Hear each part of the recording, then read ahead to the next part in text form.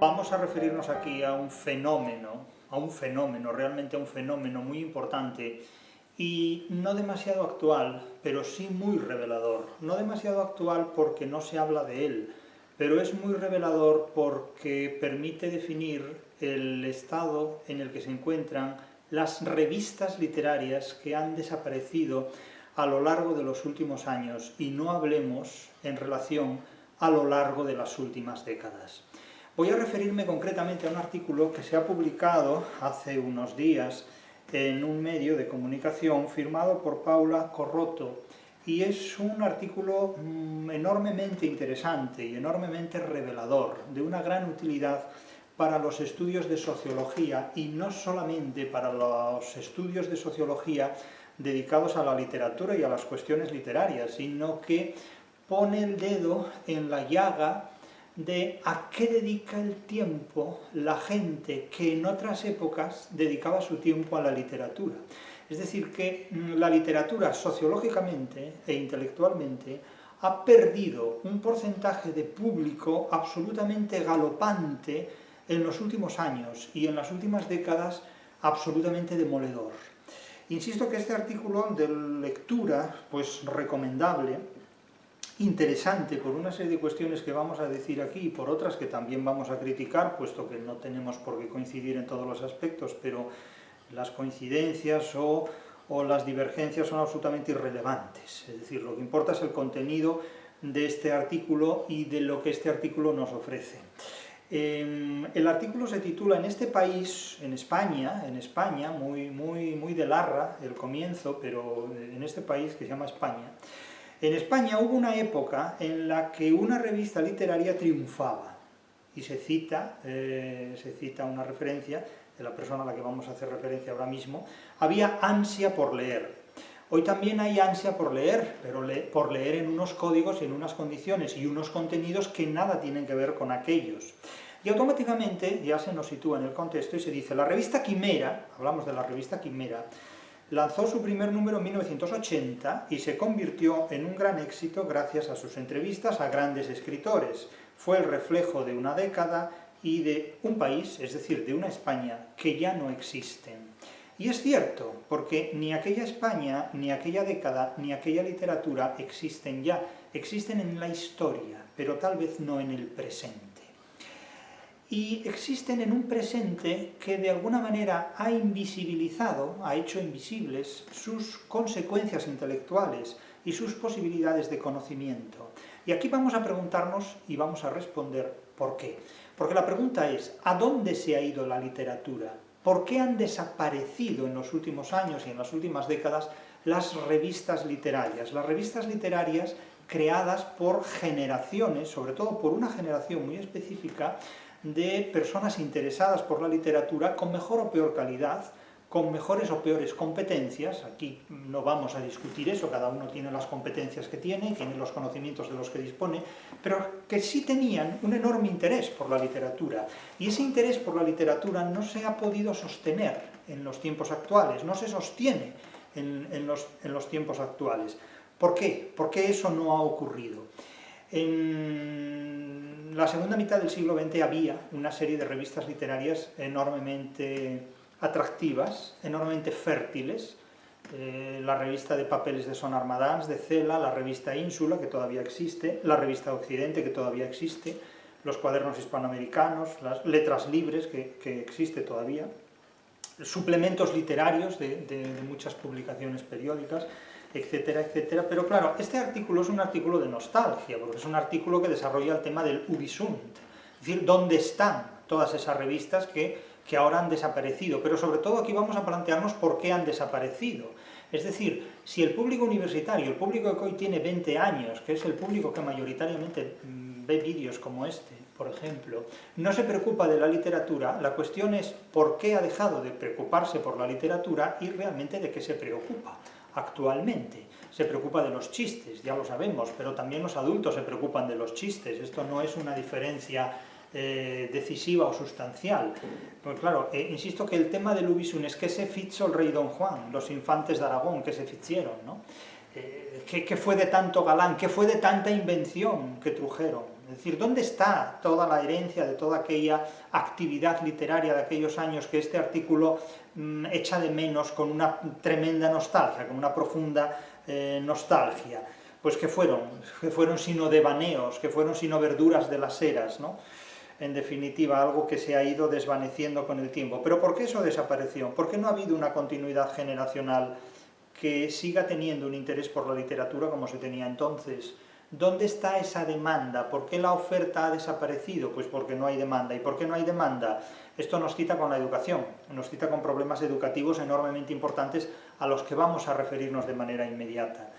Pero citemos a la autora, citemos a Paula Corroto, porque lo que dice no es trivial, son los datos que nos ponen sobre el terreno de la crítica. Ella escribe: corrían los años 80 y Jorge Luis Borges era uno de los tótem de la literatura de la época, de esos nombres que bailaban para el Nobel. Miguel Riera, director de la revista literaria Quimera, llegó a su casa de Buenos Aires para hacerle una entrevista en profundidad, una de esas conversaciones reposadas para charlar de lo divino y de lo humano. El escritor le ofreció un café, pero la criada le dijo que no había café. Esto suena muy simpático, pero es el narcisismo de la modestia en el que con frecuencia incurren la mayor parte de los escritores, en particular Borges, que era uno de los más narcisistas que hay. El autor de la LEP le instó entonces a bajar a comprar café y la criada le dijo que no había dinero. Borges decidió llamar a su editorial y pedir unos cuantos pesos. Al poco llegó un chico en moto con un sobrecito y Riera y el escritor pudieron disfrutar de su charla y, por supuesto, del café. Eran los años 80. Bien, yo la anécdota no me la creo, pero no digo que sea mentira, digo que no me la creo, simplemente. Es decir, normalmente los escritores visten siempre su biografía de anécdotas de esta naturaleza que subrayan básicamente la despreocupación por los bienes materiales, el desentendimiento respecto a cualquier cosa que pueda de alguna manera supeditar su voluntad, como si vivieran en Babia, una cosa por el estilo. O sea, están pensando siempre en el Nobel, pero se han olvidado de si tienen o no tienen café en su casa. O sea, tienen criada pero no tienen dinero. Es una cuestión muy simpática. Esto parece sacado del capítulo primero del Quijote, ¿no? Unos hidalgos de estos venidos a menos. Pero la anécdota es graciosa y cumple su función, sea o no verdadera, da lo mismo. Lo que importa en este caso es la gracia de saber contarla o de haberla sabido inventar en un momento dado. Esta anécdota, se dice, la cuenta el propio Riera al Confidencial cuando se cumplen casi 45 años de la aparición del primer número de Quimera. Pero vamos a los datos. Quimera llega a tirar una cantidad de ejemplares en torno a 30.000 mensuales, 30.000 ejemplares mensuales impresos. Esto hoy día es ciencia ficción, es rotundamente imposible. En primer lugar porque se piratearían todos en el primer mes y no resultaría rentable una edición en papel ya en el segundo mes. Claro, cuando dejó su dirección a finales de los años de la década de 1990, apenas llegaba a los 3.000 ejemplares, es decir, que en menos de 10 años pasaron de 30.000 ejemplares mensuales a 3.000 ejemplares mensuales. Y hoy subsiste mediante suscripciones, con una edición digital y con unos pocos trabajadores que prácticamente lo hacen todo por amor al arte y a los libros, y también con mucha profesionalidad y esfuerzo. Estoy seguro de que es así. Esto me lo creo, no es que me lo crea, es que es seguro, pero sí, indudablemente es así.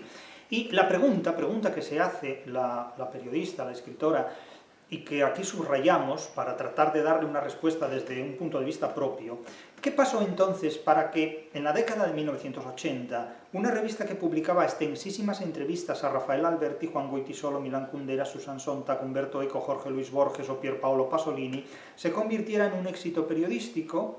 ¿Y qué pasó para que después eso desapareciera completamente? Una revista que además contaba con artículos para los muy cafeteros, como se suele decir, ¿no? Alguno ha dicho, los vídeos de Maestro son vídeos para los muy cafeteros, y seguramente se no probó el café nunca, pero suena a cosas así como un plato fuerte, pues dice, esto yo no lo puedo digerir. Bien, cada uno digiere lo que estima oportuno.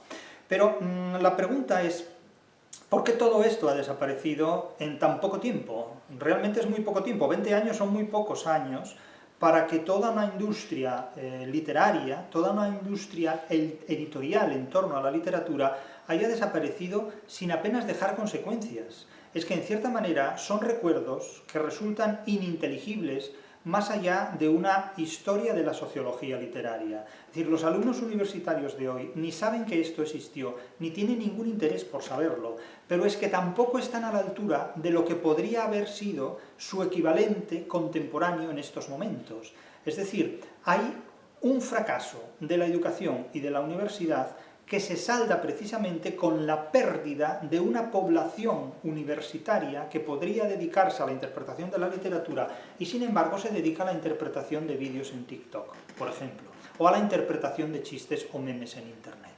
Bien, ¿es mejor lo uno o lo otro? Depende para qué. Es decir, para el publicista que utiliza los memes o los vídeos de TikTok como soporte publicitario y rentable y económico, pues es mejor lo último. Para los que tienen un interés por la literatura en un formato, en un contexto diferente, era mejor lo primero, era mejor lo antiguo. Pero la realidad no te pregunta si estás o no de acuerdo con ella, la realidad se impone y tú te apañas, es lo que hay. Ahora bien, se ha construido un mundo para Orwell, no un mundo para la literatura, y en los mundos de Orwell la literatura no tiene cabida.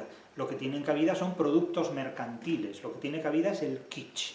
Y naturalmente para la lectura del kitsch no es necesario la formación universitaria ni literaria de una persona, basta simplemente convertirlo en un consumidor de un formato de kitsch adecuado a su inteligencia. Es decir, aquí lo que está claro es que ha habido una generación que ha construido revistas literarias y una interpretación de la literatura, y que esa generación ha perdido el poder. Ha perdido el poder, ha perdido la juventud, ha perdido la edad laboral, y como consecuencia de esta pérdida de actividad profesional, esta pérdida de actividad laboral, lo que ha hecho esta generación ha durado muy poco. Y eso no dice mucho en favor de esa generación, porque eso lo que quiere decir es que ha hecho una obra que no ha sido susceptible de continuación. ¿Por qué no? Porque ha habido una ruptura generacional, porque no han tenido, de alguna manera, sucesores en el ejercicio de esa actividad literaria, académica, profesional, editorial, porque ha habido una experiencia que se ha interpuesto por el medio y que ha hecho que todo eso fracase, porque ha habido un sistema educativo que ha reemplazado la EGB por la LOGSE, porque ha habido un sistema educativo que ha reemplazado a los profesores por los influyentes, llamados influencers, es decir, por los fantasmas de Internet, por los espectros de las redes sociales, que lo mismo puede ser un busto de inteligencia artificial que simplemente un personaje creado para cualesquiera efectos que, de alguna manera, proporcionen una fertilidad publicitaria a cambio de una vacuidad de contenidos. Es decir, que el profesor se ha visto reemplazado por un fantasma de redes sociales, por un espectro de las redes sociales, que eso y no otra cosa son en definitiva muchas de las figuras llamadas influyentes o influencers en redes sociales, son espectros de redes sociales. Es decir, esta generación, que hoy puede tener en torno a los 70 años o más, ha construido un mundo literario y un mundo editorial dedicado a la literatura y a la interpretación de la literatura que no ha encontrado herederos, o que los herederos no han sabido qué hacer con esa herencia. Y esto es un hecho que he repetido en numerosas ocasiones. Estamos ante uno de esos momentos de la historia en los que generaciones de gentes jóvenes no saben qué hacer con la herencia que han recibido de sus mayores. Es decir, los hijos no saben qué hacer con la herencia literaria que han recibido de sus padres, y no saben qué hacer porque la educación que sus padres les han dado es una educación que está muy por debajo de lo que la literatura que sus padres han construido exige saber para poder interpretarla. Entonces, cuando generaciones sucesivas de personas reciben una educación que está por debajo de las exigencias de la realidad a la que se enfrentan, el resultado es el fracaso.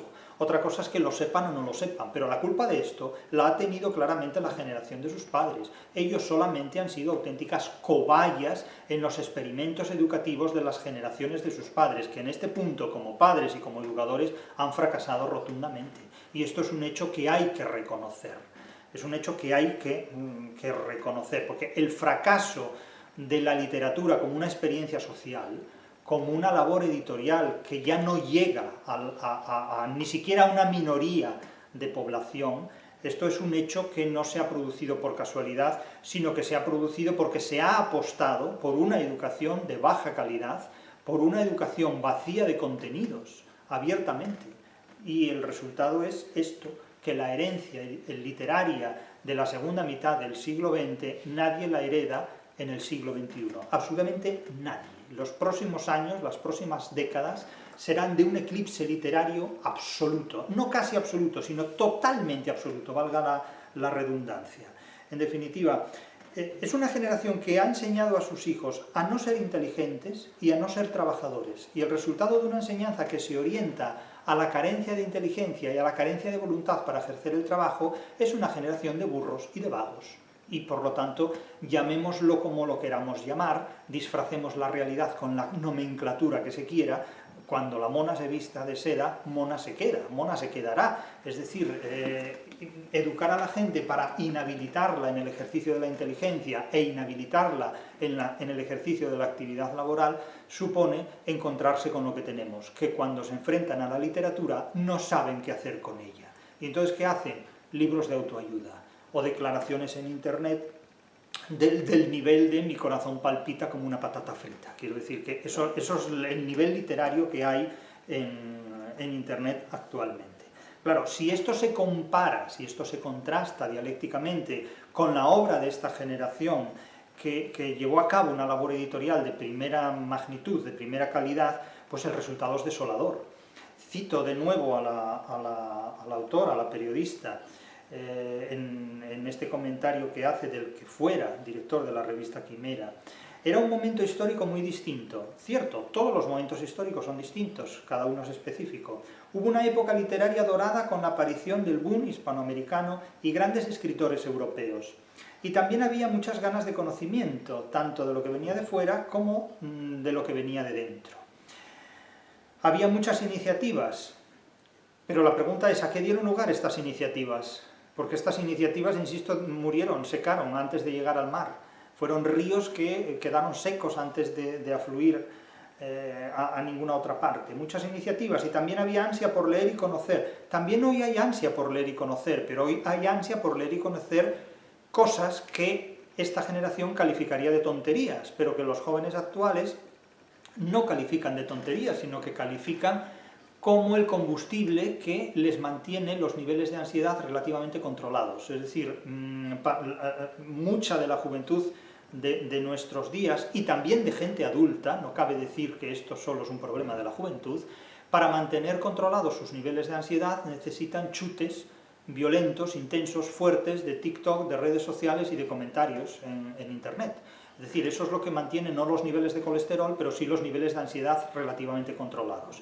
Por momentos, porque claro, cuando las cosas vienen torcidas, pues esos niveles de ansiedad se disparan y provocan estados anímicos completamente deprimentes y deprimidos. Pero eso ya es un problema personal de cada uno y de su psiquiatra, no de la literatura. Había una ansia por conocer, ya que veníamos de una época anterior, etcétera, etcétera.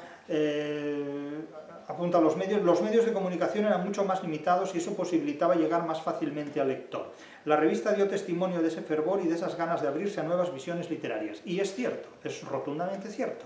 Había una actividad literaria muy polarizada y muy concentrada en una serie de revistas que atraían la atención de personas profesionales, de personas simplemente interesadas o, en una buena parte de los casos, pues personas que mostraban simplemente una curiosidad o un interés por la literatura y que consumían ese prototipo de revistas o de formatos. Hoy día todo eso ha desaparecido, pero es que con ello ha desaparecido también un sistema de librerías. Es decir, el alumno universitario de hace 30 o 40 años compraba libros en librerías, valga la redundancia, consultaba libros en bibliotecas, se intercambiaba libros. Hoy día eso no existe. Hoy día los alumnos universitarios se pisan una biblioteca simplemente para buscar un rincón de estudio y la mayor parte del tiempo que pueden emplear en esa biblioteca está fragmentado o está intervenido por las incursiones en las redes sociales. Quiero decir, su vida está intervenida en un altísimo tanto por ciento por una constante, recurrente y patológica pérdida de tiempo en redes sociales. Las redes sociales han devorado la capacidad intelectual del ser humano y la han degradado hasta niveles insospechados. Claro, se dice, era una época en la que éramos muy optimistas. También hoy son muy optimistas, si hoy tienen un sentido del humor extraordinario. Es decir, ¿había más memes en aquella época que en la de ahora? No, de hecho el meme es una invención de ahora y el meme es una invención de un extraordinario optimismo. Por tanto, si a competir en optimismo jugamos, esa generación que hoy día tiene más de 70 años pierde todas las partidas. ¿Qué optimismo había si era una generación que estaba entregada a las filosofías existencialistas, a las filosofías deprimentes, a la lectura de Sartre y de todos estos autores? El optimismo vendría en otras direcciones o en otros sentidos, indudablemente, ¿no? Salían revistas literarias por todas partes, ¿sí? Para exaltar que a veces corrientes filosóficas absolutamente deprimentes como el existencialismo. Claro, depende, claro, esto ya es el entusiasmo de la nostalgia, en definitiva. Más que otra cosa, pero el optimismo de hoy es una depresión exultante, en definitiva, es el tirar la casa por la ventana, porque como ni tenemos casa ni ventana, da igual todo, en definitiva. Se dice, estas iniciativas ya no están, se dice, había una capacidad de iniciativa que hoy ya no se da. Sí, hoy se dan iniciativas, lo que ocurre es que las iniciativas que se dan no se corresponden con las que esa generación septuagenaria hoy está dispuesta a reconocer, evidentemente. Hoy la gente joven tiene otras iniciativas, que son muy pobres esas iniciativas, se puede discutir o no, según para quién, pero las iniciativas han cambiado de protagonista y han cambiado de contenido, pero no han dejado de existir. Otra cosa es que resulten, como tales iniciativas, ininteligibles para los viejos, pero no lo son así para los más jóvenes. Claro, las iniciativas existen, lo que pasa es que el poder ya no lo tienen ustedes. Ustedes tienen la jubilación, pero no el poder, y no es lo mismo, realmente. Claro, se dice aquí, el primer número ya fue una alfombra roja literaria. Contaron con un poema de Octavio Paz, textos de Juan Goytisolo, Susan Sontag, Jorge Semprún, Manuel Puig. Era también una revista con numerosos contactos y en la que, como afirma su director Riera, todo el mundo quiso participar desde el principio. Bien, estos nombres hoy día no suenan a casi nadie. Octavio Paz suena a algo más que a otros. Y alguien me dirá, hombre, sí, Octavio Paz, premio Nobel. Sí, bueno, José Echegaray también fue premio Nobel. Y dirán, hombre, Octavio Paz, ¿cómo no va a sonar Octavio Paz? Bueno, no se animen con esto. Goytisolo ya se confunde entre sus hermanos. Susan Sontag, muy pocos saben quién fue. Muy pocas personas menores de 50, 60 años saben quién fue Susan Sontag. Jorge Semprún pertenece más a la política ya que a la literatura, y no todo el mundo lo conoce. Manuel Puig, quién sabe quién fue. Depende en qué momento generacional nos encontremos, pero claro, no podemos pedir peras al olmo. Si ustedes han dado a los nacidos desde 1990 en adelante una educación que está por debajo de las exigencias de la realidad, no pueden pretender que sepan quiénes fueron estas personas en su momento realmente decisivas en la creación y en la interpretación de la literatura. Por lo tanto, claro, los consumidores de redes sociales son personas intelectualmente muy pobres, porque en las redes sociales no hay contenido intelectualmente enriquecido por absolutamente nada. Entonces, claro, tener muchos seguidores en redes sociales no significa absolutamente nada, porque en todo caso lo que significa es tener muchas personas que en lugar de buscar el conocimiento, buscan el chiste del conocimiento, que es buscar el quinto pie que no existe en el gato, buscar 5 pies al gato, en definitiva. No existe nada de esto, por lo tanto, las redes sociales son intelectualmente muy pobres, y quien de alguna manera abreva su intelecto en las redes sociales, quien consume redes sociales, declara ya básicamente tener un intelecto muy pobre. Pero es que no tiene otra cosa, y no es capaz de buscar en su forma de vida una alternativa que le permita vivir emancipado de esas redes sociales, porque no sabe, porque está inhabilitado para ejercerla. Entonces, insisto, se percibe el chiste, pero no se percibe el conocimiento, y se perciben chistes pues de muy bajo contenido intelectual, en definitiva, chistes extremadamente fáciles. Claro, se advierte aquí que la revista Quimera siempre tenía abiertas todas sus puertas y en todos los cenáculos literarios. Claro, yo he dicho muchas veces, la literatura es una llave que abre todas las puertas, y es así, pero claro, para abrir una puerta es necesario que la puerta exista. Porque claro, en un mundo como el nuestro, donde no hay puertas que abrir, porque no hay nada que revelar, porque no hay contenidos que valga la pena reproducir, la literatura no tiene ninguna utilidad en este contexto. Claro, el narcisismo al que invitaba la revista Quimera la mayor parte de los escritores era enorme, era extraordinario, y vuelven de nuevo los nombres de Rafael Moreno, Durán, Julián Ríos, Juan Guitisolo, o te ibas a comer con Rulfo, decía, pero es que Rulfo también estaba encantado de comer contigo, porque Rulfo lo que quería es que le hicieran caso como escritor que era. ¿Qué escritor no hay que quiera que le hagan caso? Si el escritor te invita a ti para que lo escuches y para que le oigas recitar sus novelas o sus poemas, que esta es otra cuestión también, lo plasta que son los escritores, ¿no? Como le prestes atención a uno, vamos, se te pega más que una lapa, ¿no? En definitiva, más que un amor el día de los enamorados, ¿no? Es decir, otro aspecto de la época es que si precisamente los grandes escritores vendían porque no había posibilidad de ejercer la piratería informática. Entonces ahí estaban Delibes o Umberto Eco. Había una conjunción que hoy es muy difícil de encontrar.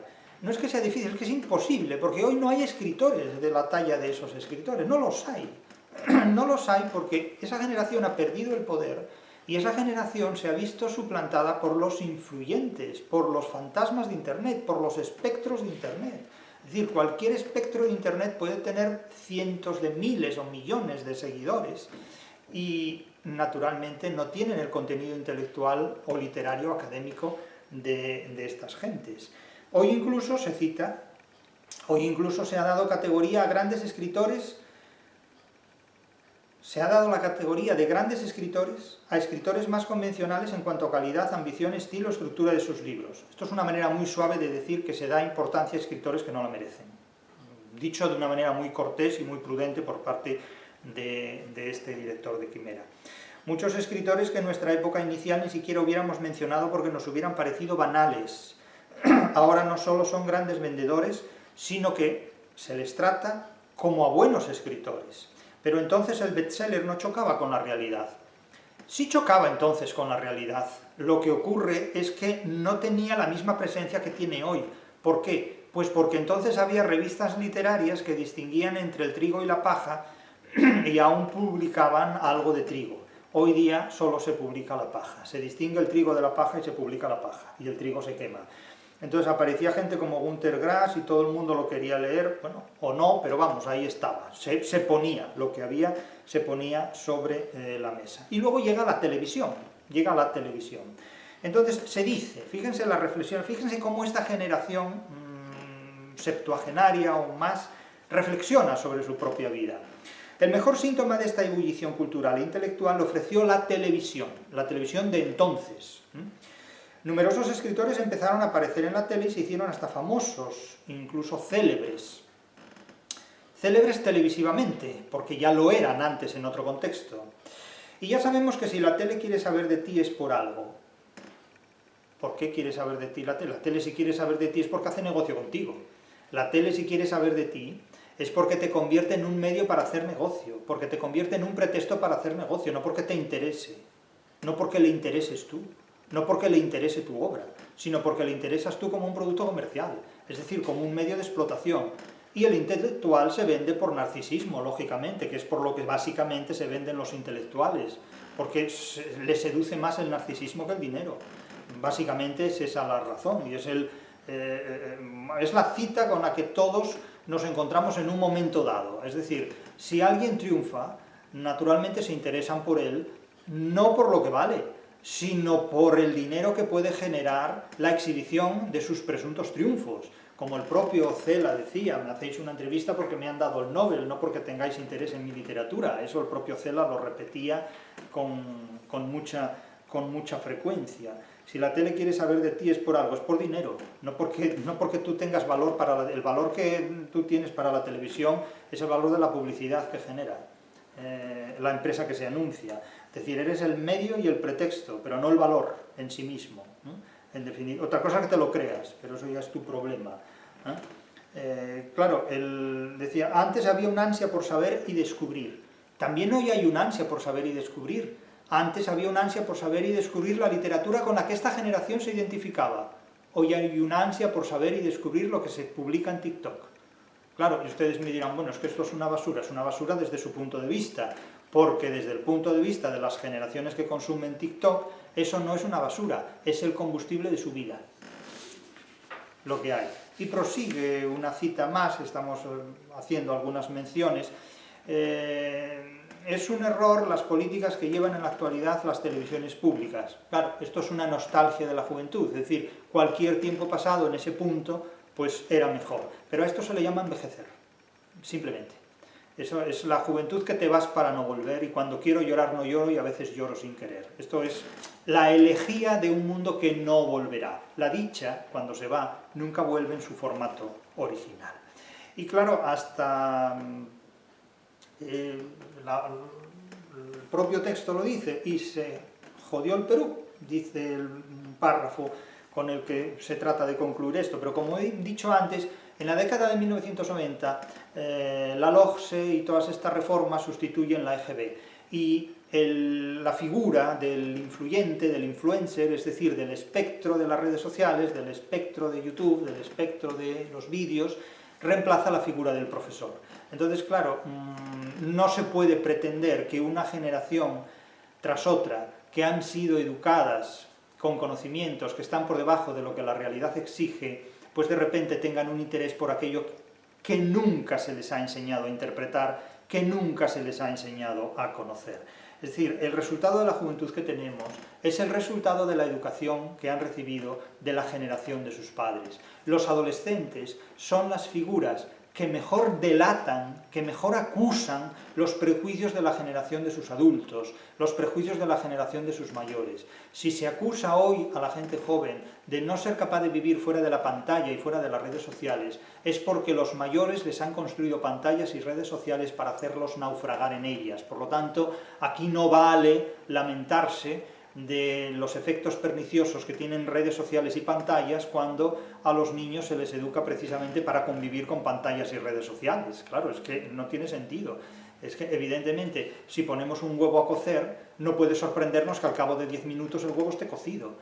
Claro, es que pretendemos que salga un pollo del huevo. Claro, es que esto no tiene ningún sentido. Entonces, claro, evidentemente, los años 80 fueron, por tanto, una década de éxito, pero como todo lo bueno, aquello también fue diluyéndose a partir de los años 90. Además, señala Riera, el director, lo hizo muy rápido. Es cierto, lo hizo muy rápidamente. En 5 años pasamos de vender 30.000 ejemplares mensuales a 15.000, y luego enseguida a 5.000, y después ya a 3.000. Y empezaron a fracasar las ediciones que tenían en México, Argentina y Colombia. Claro, no deja de ser paradójico que con el éxito de la democracia se haya producido el fracaso de la interpretación de la literatura. Esto es algo que no está desconectado, una cosa con la otra. ¿Cómo puede ser que con el éxito de la democracia lo que haya triunfado haya sido una degradación del conocimiento? ¿Cómo puede ser que el éxito de la democracia haya desembocado en el triunfo de un tercer mundo semántico? Respóndanse ustedes a esa pregunta. Claro, pero lo que no pueden pretender es que si reemplazan al profesor por el influyente, por el espectro de Internet, por el fantasma de YouTube, el resultado sea un conocimiento que prevalezca sobre la ignorancia, todo lo contrario, porque ustedes están entronizando la memez, están alimentando la ignorancia completamente, y además están riéndose de las gracias que le produce jugar a ser colegas de unos chiquillos que cuando sean adultos no van a saber qué hacer absolutamente con nada de cuanto les rodea. Pero eso ha sido una obra suya, eso ha sido una labor de la generación de sus mayores, porque, insisto, los más jóvenes, los adolescentes, son un reflejo, un delator, un chivo, un acusador, claramente, son los agentes más claramente delatores de los vicios, patologías y problemas de las generaciones de sus mayores. Y en este contexto, la generación de quienes han nacido a lo largo de la década de 1990 y a lo largo ya del siglo XXI son un reflejo clarísimo de los problemas no superados por la generación de sus padres. Y uno de ellos es precisamente esto. Es decir, ustedes, sus padres, no han sabido educar a sus hijos en la exigencia de inteligencia y en la exigencia de voluntad de trabajo. Y el resultado de todo eso es el de personas que no saben qué hacer con lo que saben o con lo poco que han aprendido y que no tienen ninguna voluntad laboral. Y naturalmente, esto es lo que tenemos hoy, esas consecuencias, el TikTok y demás. Es decir, habéis perdido el poder y lo que habéis dejado es una generación a merced de unas debilidades impresionantes. Es una generación tras otra que por primera vez en muchos años de historia no sabe qué hacer con lo que les habéis proporcionado. Y claro, se añade otro aspecto importante, y es que se dice, después empezaron a confluir los intereses de ciertas editoriales y ciertos medios de comunicación, con lo que la crítica empezó a estar sentenciada de muerte.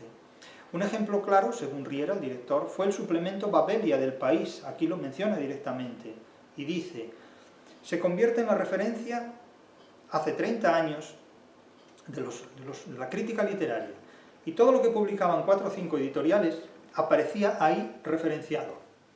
Se esforzaban poco en buscar en editoriales de menos línea comercial. Es verdad que las que tenían presencia permanente eran muy buenas, como Anagrama, pero es verdad que hubo editoriales que supieron manejar muy bien el tema de las relaciones con la prensa y otras pequeñas, que muchas desaparecieron, no tuvieron esa capacidad. Fin de cita. Claro, es la realidad. En definitiva, es una realidad. En suma, es una generación que perdió el poder. Perdió el poder porque vino también otra generación que administró ese poder de forma diferente. Organizó la libertad de forma diferente. Y se añade algo curioso. Todo comenzó a hacerse más laxo, con conversaciones más cortas, artículos menos densos, todo más ligero. Bueno, hasta que llegamos a los vídeos de TikTok, de apenas 10 o 20 segundos de duración. Todo más comercial, se dice. Lo peor que le podía pasar a una revista especializada que luchaba por destacar en el mar de las publicaciones. Se acabaron los artículos profundos, pero que eran muy gustosos de leer, como por ejemplo el juicio que le hicieron a Elsa Pound. Eso lo echo de menos en un periodismo cultural que se ha volatilizado. Bien, se habla de artículos profundos. No, los artículos entonces no eran profundos, lo parecían. Tampoco podemos ilusionarnos con estos. Y me dirán, hombre, no, eran más profundos que los de hoy. Depende para quién. Porque como nos pongamos a rascar, si profundidad hay en alguna sola frase que escribió Martin Heidegger, yo me río de Dasein y de todos esos fantasmones de la filosofía. En fin, en la profundidad cada uno puede ver la que quiera e imaginar la restante, pero yo eso no me lo creo. Y luego vamos a una cuestión que hace referencia a las contradicciones de esta generación, hoy septuagenaria. Precisamente a Riera y a Quimera les adjudicaron en no pocas ocasiones el adjetivo de elitista. Eso de alta cultura en tiempos en los que ya no parece haber distinciones entre alta y baja cultura. Bueno, no habrá distinciones entre alta y baja cultura porque ustedes no las establecen, pero cada uno es muy libre de establecer las diferencias que estime oportunas según los criterios de los que disponga entre los diferentes géneros de las cosas existentes, incluidas las culturas, ¿no? Eso de alta cultura en tiempos de tal y cual. De hecho, su lema es que la revista está hecha para lectores exigentes, pero ¿exigentes de qué? ¿Exigentes de contenidos equivalentes a los de TikTok hoy día? No. ¿Exigentes contenidos en literatura? Bueno, habría que verlo. Claro, eso es como el lema de decir los que formamos parte de este grupo somos gente valiosa. Pero eso se llama narcisismo colectivo. Y naturalmente es muy libre de ejercer, por supuesto. Es decir, si tú formas parte de este grupo, eres un ser superior, por ejemplo. Vale, que te lo creas o no es cosa tuya. Pero en realidad, si necesitas formar parte de un grupo para sentirte mejor, tienes un problema social y de comunicación. Si necesitas formar parte de un grupo para medrar y manipularlo, allá tú. Pero como se ha dicho con frecuencia, cuidado, porque los grupos vigilan más atentamente a sus miembros que a sus enemigos. Es decir, cuando formas parte de un grupo, vas a tener encima de ti a un gran hermano que te va a vigilar con más inquisición todavía de lo que el propio grupo vigila a sus enemigos o a sus adversarios. Pero bueno, esto forma parte del narcisismo elitista, muy heredado de Ortega y Gasset y de la minoría frente a las masas, etcétera, etcétera. Y automáticamente se dice, no, Quimera no fue ni es elitista. Lo que pasa es que yo siempre he dicho que en el terreno cultural tenemos que ser todos elitistas. Bien, bueno, aquí se juega con las palabras. Entendemos perfectamente lo que se quiere decir, no hace falta andar haciendo interpretaciones maliciosas. Se habla de un contenido de calidad, en definitiva.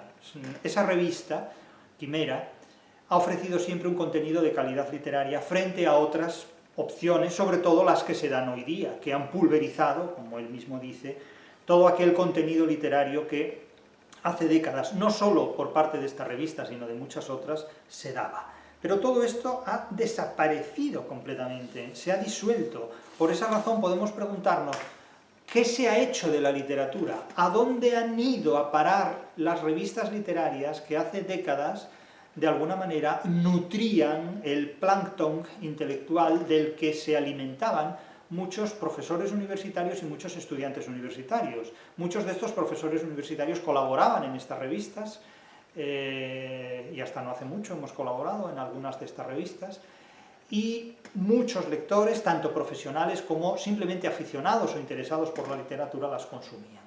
Todo esto ha desaparecido. En definitiva, podemos plantearnos què se fitzo aquel trobar las músicas acordadas que tañían, què se fitzo aquel danzar las ropas chapadas que ponían. En definitiva, es un mundo que ha desaparecido completamente y que no volverá. No se hagan ilusiones porque esto no volverá, y si vuelve, volverá en un formato completamente diferente.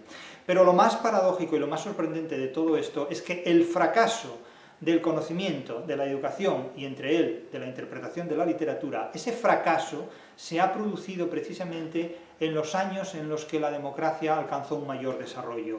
¿Cuál es la relación entre el éxito de la democracia y el fracaso del conocimiento y de la educación? Díganmelo ustedes.